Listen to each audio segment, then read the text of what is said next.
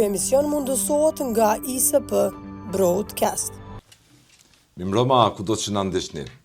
Sonte kam për ta prezantuar njërin prej kandidatëve që garan në kuadër të listës së AAK-s, është nga Juniku.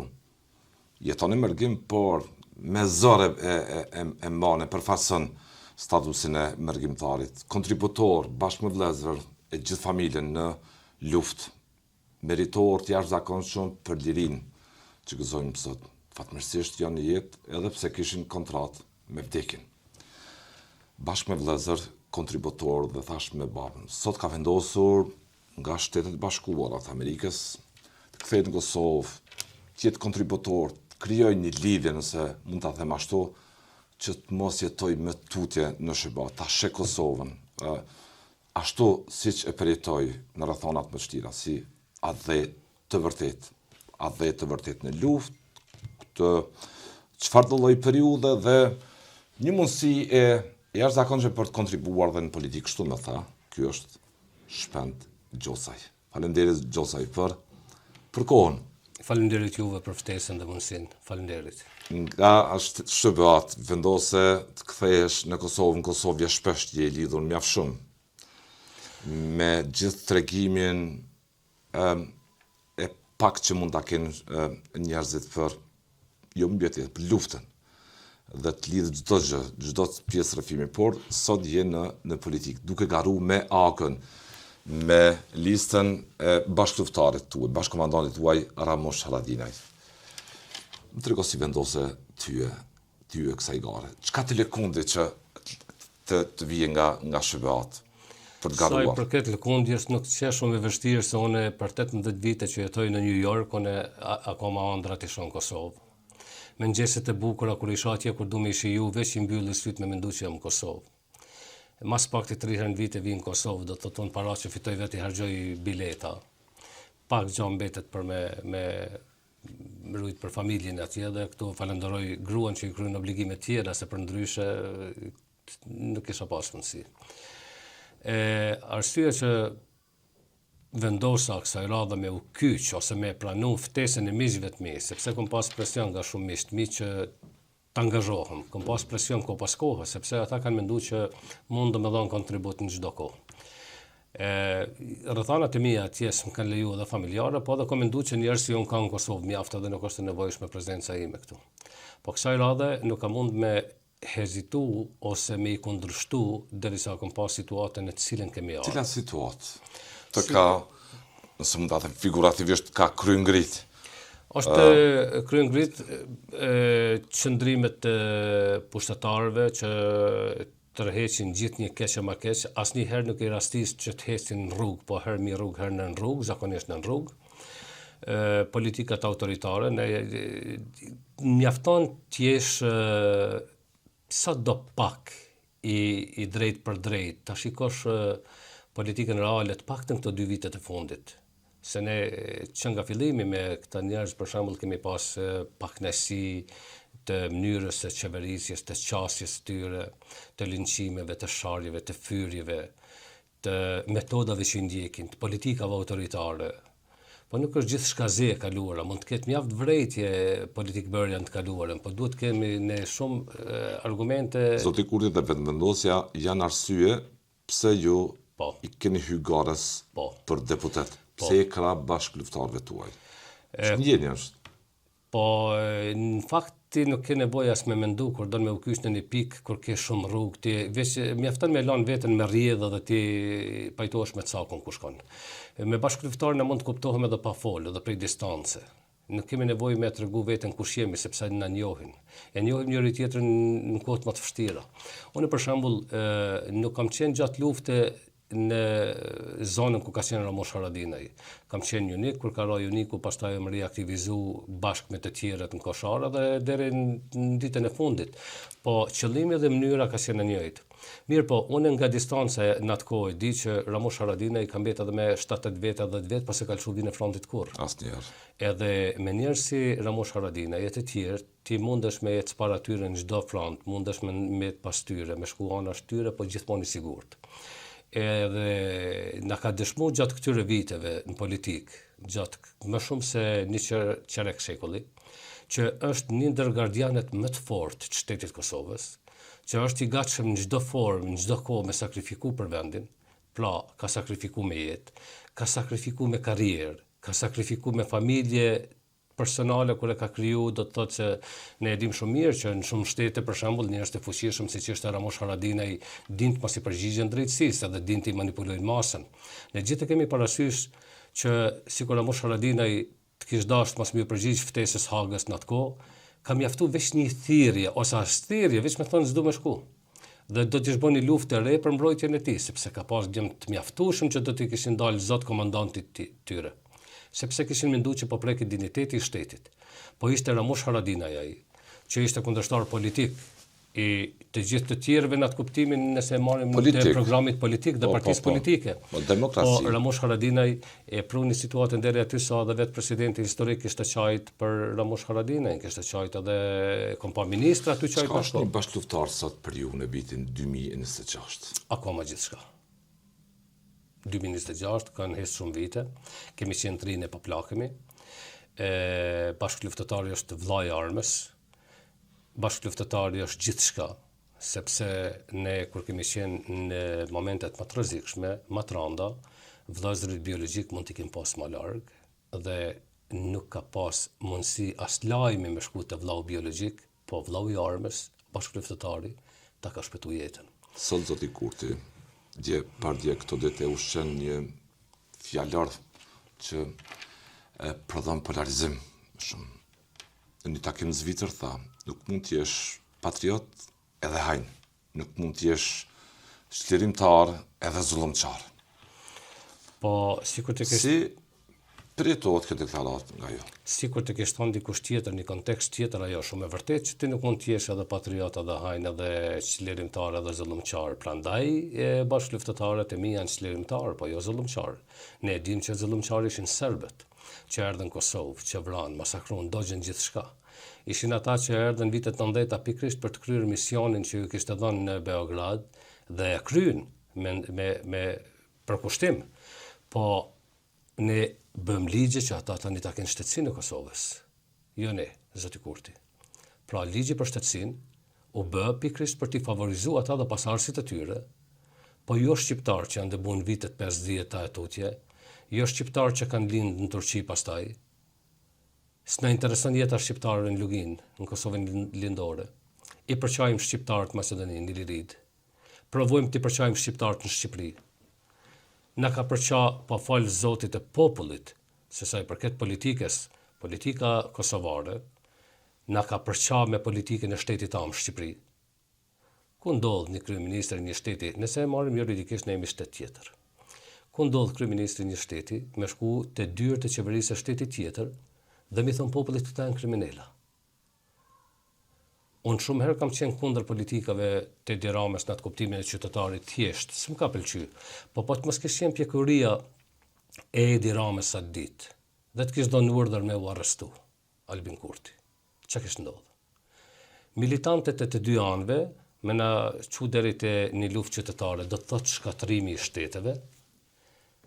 Do të thotë kur unë isha gjitha këto që nuk janë rastësi, këto janë pasoja të pa përmirësueshme, janë pasoja afatgjata që na kushtojnë me breza.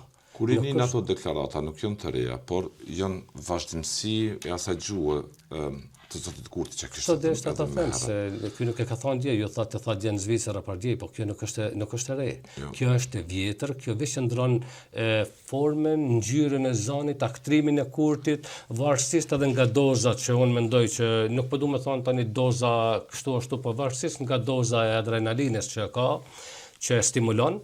Përndryshe esenca është e njëjta. Esenca është të trazon të shkakton dhimbje kur ta ndëgjosh ato sot vitin ministrën e tij në detyrë të ambientit fitore Pacollën.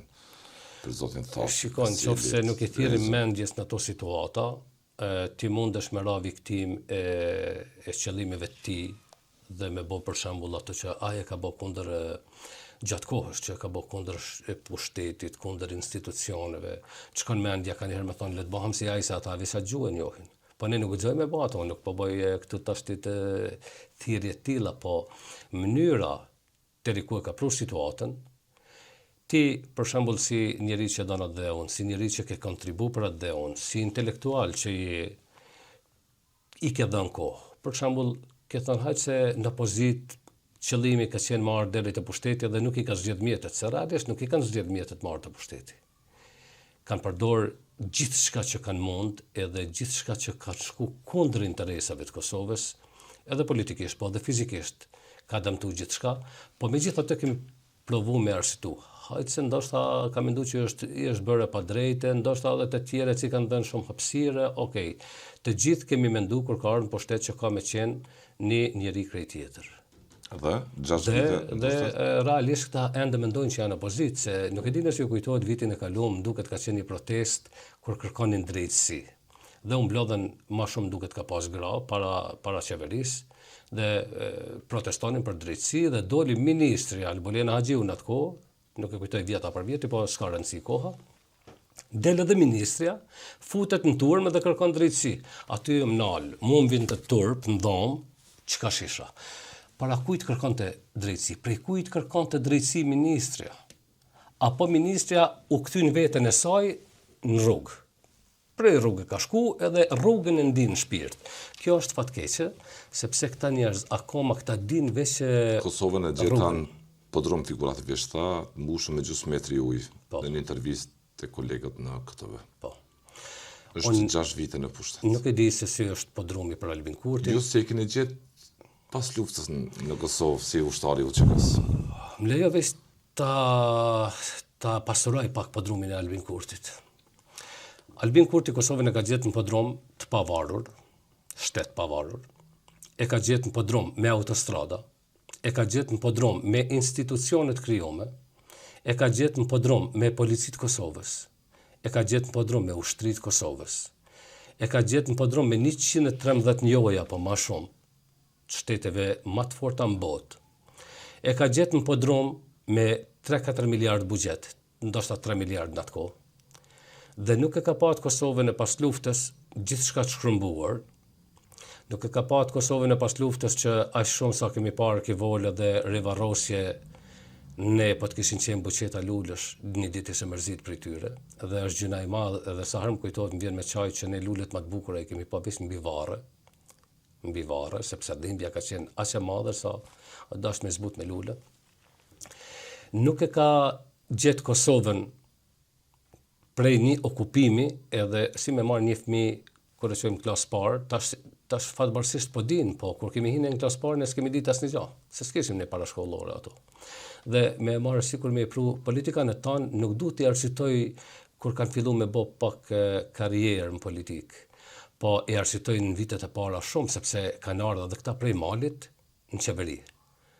Kanë ardhur prej malit në qeveri me duar tepër të lidhura. Ne shumë mirë e dim, bile mu më shkakton shumë nervoz kjo retorika që kanë bjellë të qytetarët, se qytetarët nuk e din. Sidomos gjeneratat e reja, nuk ka si me ditë një 18 vjeçar, një 20 vjeçar, 25 vjeçar, se si ka qenë jeta pas luftës në Kosovë. Po këta që kanë qenë tritur e din që nuk është 20 vjeçare periudha që kanë qeverisë ata njerëz. Ne dim shumë mirë që për 10 vite, 9 vite ka qenë gjithçka në dorë të ndërkombëtarëve.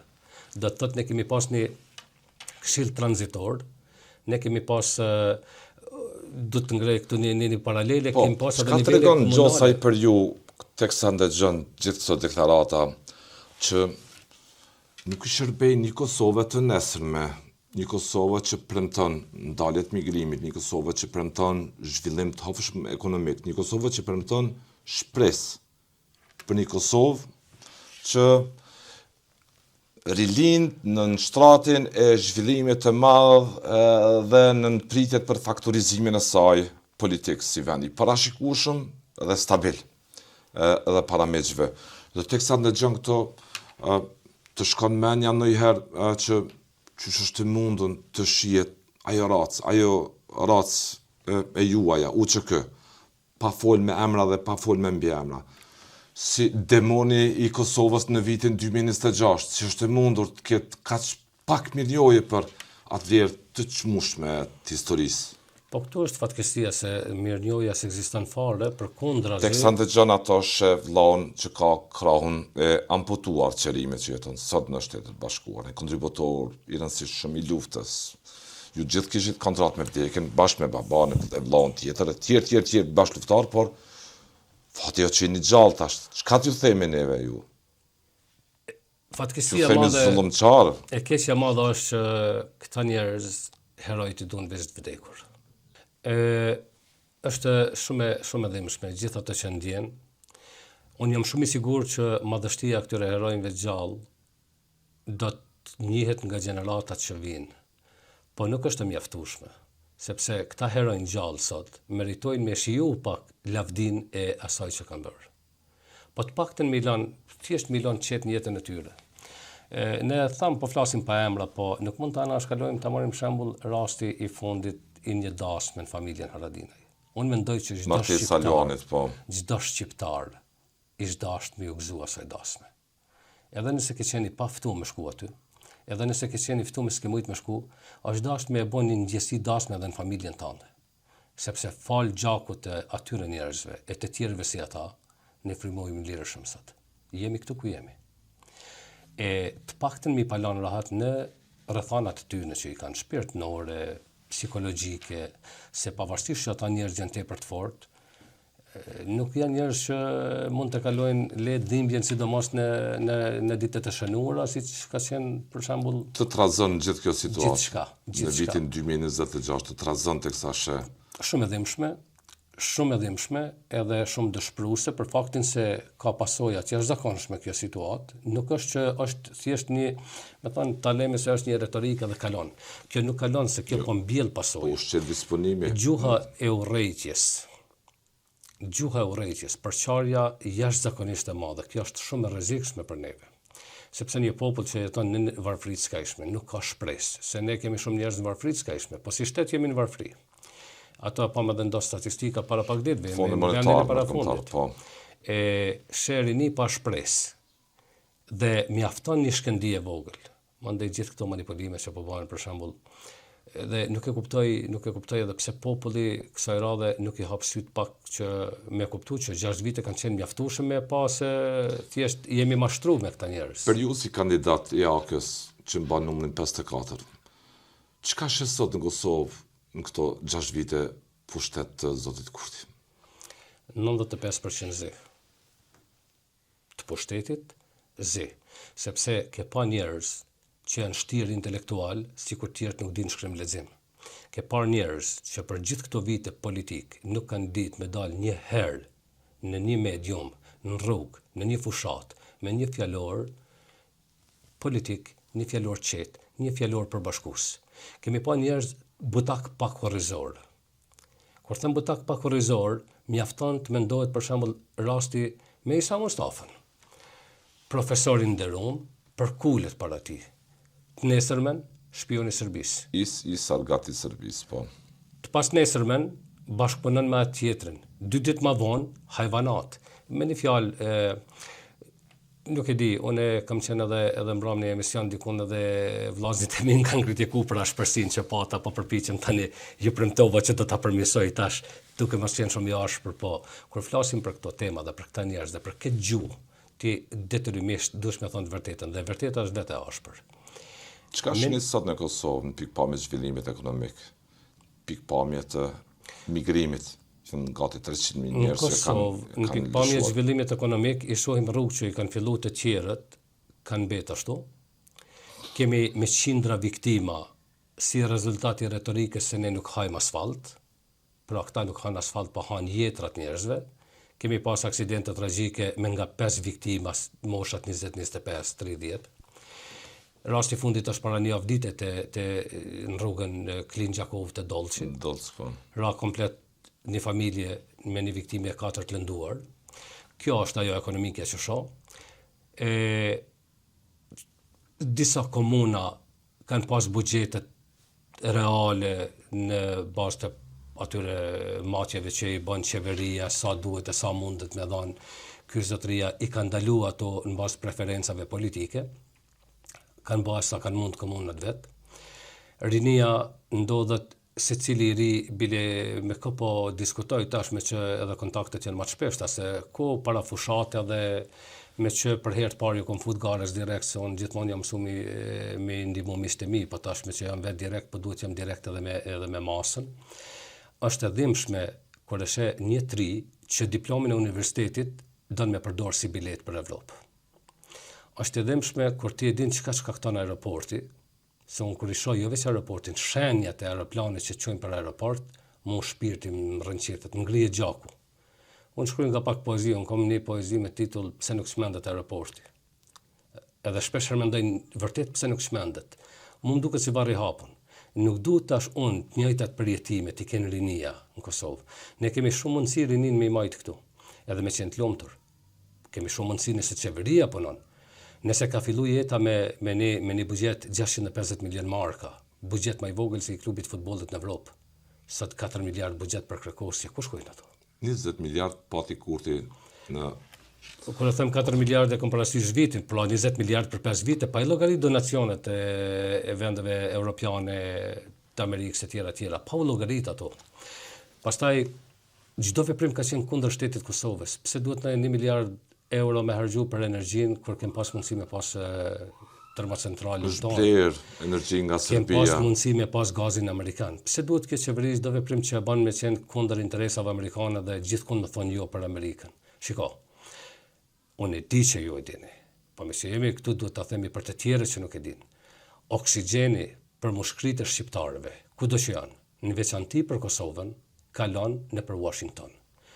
Një politikan, një shqiptar, nuk ka lidhje profesioni, nuk ka lidhje sa është i dishëm, gjenilet jetaj. Një shqiptar që është kundër Amerikës, është kundër Shqipërisë, kundër shqiptarëve. Kemi komente të tilla me bollëk në rrjetet sociale. Po, kjo është fatkeqësia se unë e thash edhe një ditë, në qoftë se ta marrim shembull ambasada amerikane, kemi pa ne kur ishte ambasadori. Po venier. Po, mendoj që po kur tha para 2-3 viteve kur ishte rasti targave, ajo loja me targat në veri, 4 ditë kom thirr Albinin s'mu ka përgjigj, kanë vërshu me mia mesazhe ofenduese kundër ambasadës, kundër ambasadorit, kundër Amerikës. Po fatkeqësia ka qenë që jo vetëm nivelet e ulta, po kur del një deputet i Parlamentit Kosovës, një ministër i një qeverie të tërbuar dhe thot tash na jemi shteti pavarur, kemi dinjitetin ton, tash Amerika më kishur punë. Sa i ka thënë vetë Kurti para se të vinte edhe tek sa erdhi në pushtet. Nuk jemi gatshëm të marr 3-4 këmisha të bardha bashkë në atë kohë me presidentin Thaçi, shkoj ta qeli tapën e shampanjes dhe ta shoh ti shoh thikat mbi hartin e Kosovës në shtëpinë e bardhë. Zoti Kurti ka thënë këtë. Ky ka thënë edhe shumë gjëra tjera, para asaj, ka thënë pas asaj, edhe thot vazhdueshëm. Që ka disponim anti-amerikan në Kosovë, kjo nuk do koment. Ka. Disponimi anti-amerikan në Kosovë është realizimi i doktrines e Dobrica Ćosićit, që Kosovën nuk mund ta marrim me luftë, po mund ta marrim me paqe. Po për ta marrë me paqe, me politik, duhet krijohet klima anti-amerikane në Kosovë. Te ne është një fat i madh.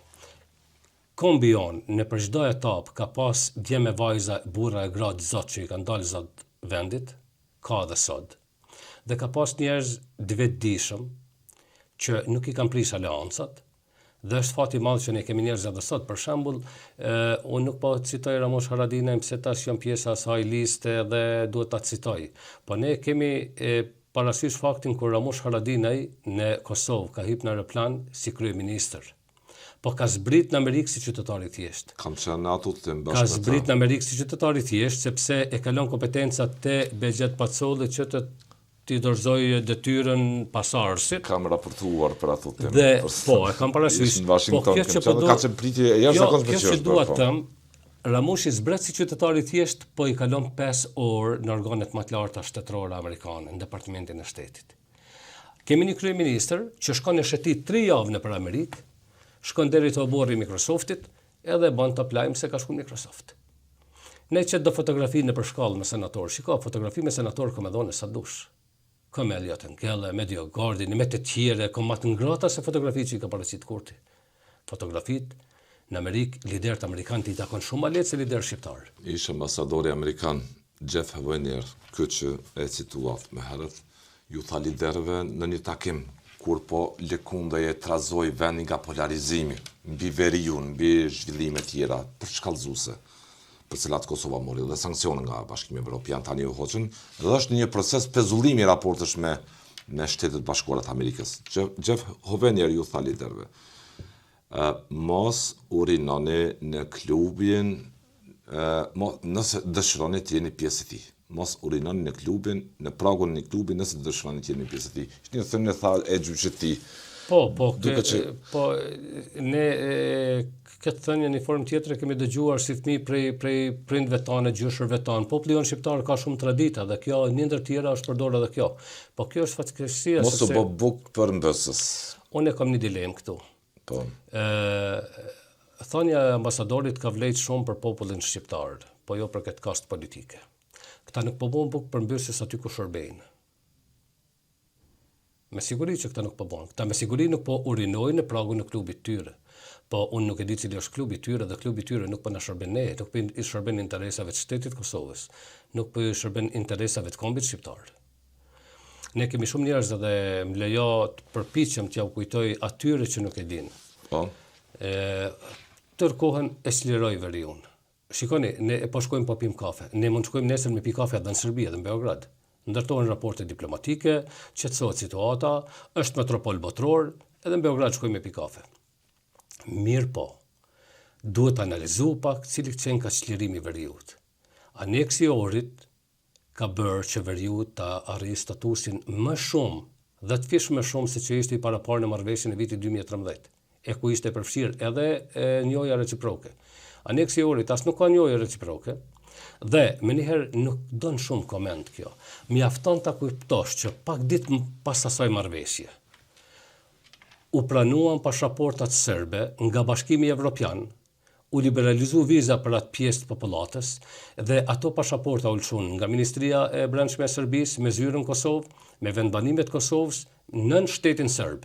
Çfarë do thotë kjo? Ky qenë ka çlirimi? Ky qenë ka patriotizmi? Çfarë emri jepni ju? Tradhti, shitje, shtet brenda shtetit. Çka dush? Veç çlirim brenda territorit Kosovës jo. Ti ke aneksi i Ohrit ka kriju një Republika Serbske në Kosovë. Është në proces nëse gjykata kushtetuese Unë shpresoj që do të vjen dikush tjetër në qeveri. Nuk kam përcjell për kontrolluar kushtet. Shpresoj që populli e ka kuptuar këtë rrezik.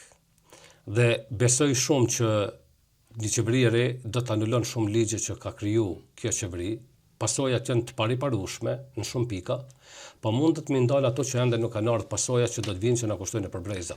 Si po ishin në gjendje të rrezikshme. Ligji i shtetësisë duhet anulohet menjëherë, sepse nëse ky ligj që u kriju për shtetësi, një ditë shumë shpejt mundet me na kriju një parti politike numër 1 në Kosovë të përkatësisë serbe. Struktura demografike se kanë marrë gjysma serbë më regjistruar sikur kanë qenë në Kosovë. Tha e pranoj si kompromis kalimtar. Nuk s'ka kompromise kalimtare, kur ti edhe cili është kompromisi kalimtar. Është një rrezik për ta ndryshuar strukturën demografike. Jo, ky është rrezik, ky është rrezik i jashtëzakonshëm me ta tjetërsu shtetin. Ne këtu i kemi pa përpara, ne e dim shumë mirë kush ka qenë, cili ka qenë kryeqyteti i shqiptarëve me popullsi më të madhe shqiptare para 100 viteve. Ka qenë Shkupi. Ku kemi Shkupin sot? Pastaj nëse kjo tolerohet ky ligj, për 10 vite Kosovën ka me ta bërë Serbi. Pse kur ty ta kryen i trishtuar dhe jam gjendje me bë gjithçka për me ndalu ato. Gjithçka. Definitivisht gjithçka jam gjendje me bë. Për shkak se është diçka antikombëtare, sepse e para, veprimi i parë antikombëtar është që është leju kush ka qenë deri në vitin 98-99 me pas shtetësi të Kosovës. Por ne e dim shumë mirë që në vitin 98-99 ose prej 95-s kanë ardhur kolon prej Bosnjës, prej Malizzi, prej Vrakës, Shkodrës që kanë qenë me përkatësi serbe, malazeze dhe tjera dhe i kanë vendosur në Kosovë për kolonizim. Pra serbët nuk mundën me mbrit qëllimin, sepse erdhi lufta, pa djem zot ky vend që i përzon, kurse ky tash don me i kthy me një ligj që jo vetëm ata, po edhe kush është vullnetar që do të thonë kom qenë në Kosovë, cila është struktura që kontrollon ato për shembull me ditë kush ka qenë, kush ka qenë edhe si ka qenë. Shumë problematike është gjocaj të legjitimohet, legalizohet lëshimi i dokumenteve nga strukturat ilegale të Serbisë në Kosovë, se kush duhet të pajiset me dokumentacion gjendje civile kështu me radhë, por shpresoj të jetë një proces i kontrolluar, mirë i menaxhuar, i kujdesshëm, sepse kjo ka konsekuenca në dimensionin demografik. S'kemi mekanizmat kontrollit edhe nuk kemi nevojë na me shku deri atje, nuk na duhen as mekanizmat. Mjafton një ligj i tillë të mos aprovohet dhe të mos jetësohet edhe pikë. Mjafton të mos jetësohet. Ne duhet ta ndalojmë ato qoftë prej opozite, qoftë prej pozite, qoftë prej rrugës si qytetar. Nuk ka çudi që një ditë unë personalisht kam marrë iniciativa me ndalu. Sikur ka marrë Albin në rrugë, don ka marrë me marrë në rrugë. Që si për mua pak më problem se tash po i bëj do vite. Ai ka qenë i ri, ka mujt edhe me shku zhag. Po nuk guxojmë ne me leju, nëse kemi qenë të gatshëm me dhon jetën. Nëse unë kam nda kafshatën e Buks me një bashkëluftëtar 5 minuta më herët dhe pas 5 minutave krejt që kom pa prej trupit ti kanë qenë vetëm këmbët, pse duhet unë tash të hamendem çapo bën Albin Kurti edhe tjetrin me shtetin e Kosovës me varrin e tij, me ato që ai ka mbetë nga trupi? Duhet të themi politika, hajtë se këta din, hajtë se këta s'din, se s'po kem ç'a bëjmë, jo. Kur ti hesht para të keqes, ti je bashkëautorit keqes. Dhe këto zgjedhje çka përfaqësojnë për ju? Gjithçka. Këto zgjedhje janë më shumë se referendum, këto zgjedhje janë interes kombëtar, këto zgjedhje prej pasluftës në Kosovë janë momenti më i rëndësishëm për qenjen tonë Kosovë, për qenjen tonë shtet. Edhe i bëj thirrje popullit që ta kupton drejt këtë situatë në cilën jemi. Nuk po flas si militant, unë s'kam qenë militant kurrë. Unë prej vitit fundit kam qenë më serioz në reagimin, veprime dhe në mbështetje. Unë dikur kam ditë me pi kafe në qytet, mos më shku me votu se s'm ka bë përshtypje kush fiton, sepse kushto që të fiton janë njerëz që duan këtë vend. Po kësaj radhe ju bëj thirrje, mendoni paraprakisht. Shikoni ku po shkojmë. Kur ju e kuptoni është shumë vonë, nuk mund me e kthy mrapa situatën. Nuk mund t'i kthejmë mrapa ne nesër kur të na vinë të regjistruar 500.000 serba apo 700.000, 1 milion. Çfarë do të bëjmë ne? Ti kapi armet, atëherë edhe armet mund të mos na bëjnë punë, se bota nuk është me ne pastaj, se thotë janë qytetarë të Kosovës. Nuk duhet ta lejojmë këtë, unë nuk e kuptoj pse bën qeveria këto. Edhe e shet si sukses, si patriotizëm, si adetarizëm. E çliruan veriun, cilin veri? Edhe si ka mundësi një qytetar i Kosovës ta zëm, për shembull, u çlirua veriu. Vërtetësisht e çliruam edhe që e çliroi Albini. Si është e mundur një qytetar i Kosovës me pa veriun të çliruar, po mos me pa Kosovën të çliruar? Si është e mundur me pa veriun të çliruar, po mos me pa që Peja ka mund me qenë një Mitrovic tjetër në Kosovë, dhe me mendu pse nuk është Peja? Si është e mundur le të shahen të gjithë luftëtarët e lirisë që janë futur në politikë për veprimet e tyre politike? Le të akuzohen të gjithë për veprimet e tyre korruptive nëse i kanë? Po nuk mund ta qush tradhtar një luftëtar të lirisë. Si mund thuash si sot fitore Pacolli mund të kesh luftuar për atë po pastaj e shet? Jo, se nuk janë të gjithë fitore Pacolla me shite dhe me marrë tokat të fqinjeve me zort, edhe me kesh përdor qindra mijë euro për fermere tjera duke mos e pas asnjë lopë të shtëpia e kështu me radhë, se s'duhet të lëshohem në ato. Pra, ti mund t'i thush një luftëtari, po është shtrembërt, s'po sheh mirë, s'ke dorë, s'ke kam, se si ka. Mund ta akuzosh në thonjë za, bashkëluftëtarin tim Shpëtim Agushollin, të cilin e përshëndes shumë, që nuk hec, se nuk hec Shpëtimi. A di pse nuk hec? Se ja ka dhënë këmbët a dheut me hec. Mund të akuzosh vllahun tim që s'ka dorë, se nuk e ka, se i ka marrë 30 fishek në dorë, 30 plumba të armikut, dhe nuk e ka dorën, se ja ka dhënë Kosovës, edhe dim se ja ka dhënë, dhe është krenar. Po për mua dhe të tjerët si unë, ata njerëz janë heroj të gjallë. Aty në ju del gjumi natën prej dhimbjeve. Nuk ju del gjumi natën qysh me boni të keqe, qysh me vjedh 1 milion, 10 milion, 1 miliard, qysh me shit popullit pralla dhe mjegull se termocentrali Kosova Re është shkatrus për vendin, duke pas 80 euro megavatin me çmim të nivelizuar për kohë gjatë ose ndoshta të përhershëm, duke pas siguri energjetike, po duke ble me miliarda prej Serbisë. Nuk e di nëse e kuptova drejt më herët lidhur me aleancën, më duk sikur thatë pse në aleancë, po se kam të qartë, po... Nuk e thash pse, po pse ke vendos për politikë. Po mirë, më falë, po mendova se ishte pse në aleancë, po të një përgjigje shumë më të mirë. Mund ta bëj edhe pse në aleancë, po. Këto deshta me nda përgjigjen me ju që... Pyetje nuk është ndaluar. Me nda, jo, po pas na kesh kuptuar pyetjen, po megjithatë po ja përgjigjen sikur të ishte pyetje ashtu për faktin se është edhe vetë slogani i aleancës, siguri, energji dhe Kosova do të ketë një orientim me aleancën, është do të thotë një orientim i pastër propërendimor. Je për një Kosovë e cila është e pastër për të gjithë shtetasit e Kosovës, pa dallim, po jo me këto matematika që janë shkatruese për vendin. Pra, në aleancë nuk do të them që ka program më të mirë se krejt tjerët, se edhe tjerët mund të kenë program shumë të mirë për vendin. Mirë, po e gjen veten ku mund është me qenë aktiv për vendin në çdo formë, në çdo kohë, në çdo situatë. Ka njerëz që janë të gatshëm me bëj gjithçka sepse vendi jon ka mjaft njerëz dishëm, po kanë frikë, ka mjaft njerëz guximshëm, por nuk dinë. E aty njerëz që pretendojnë me marr pushtetin janë njerëz që dinë, don, guxojnë dhe munden. Shpend Gjocaj, të falenderoj për kohën.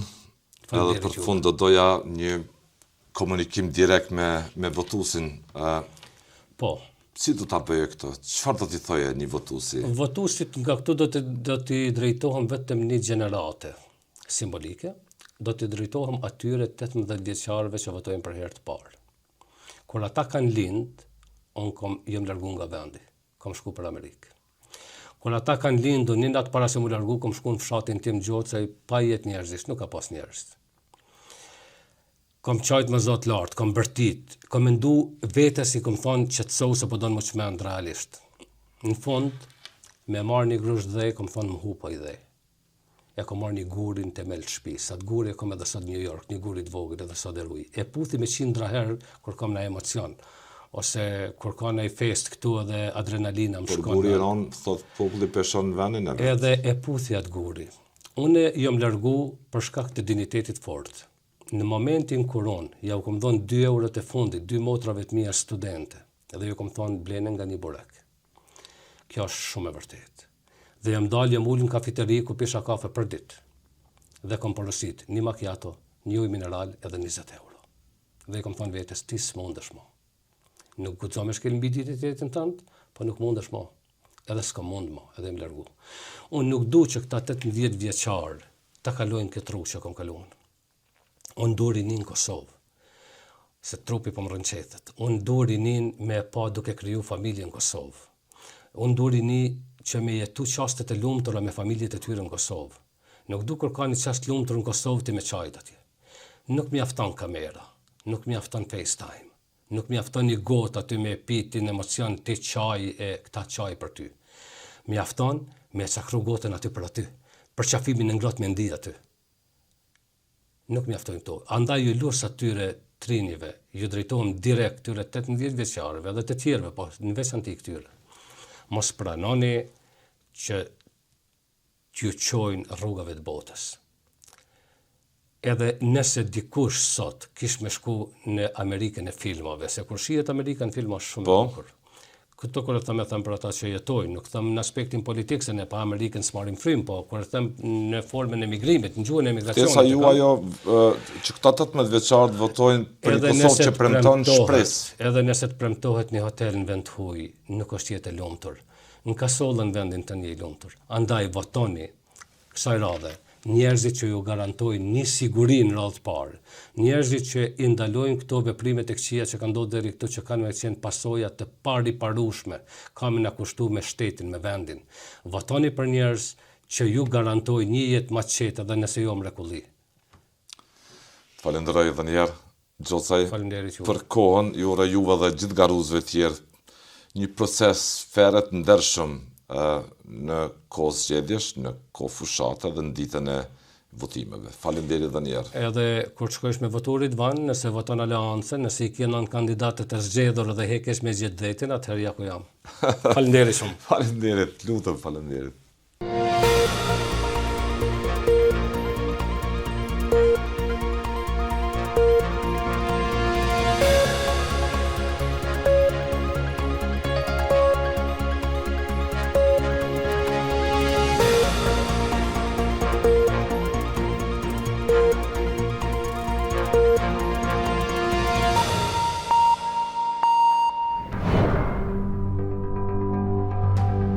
Ky emision mundësohet nga ISP Broadcast.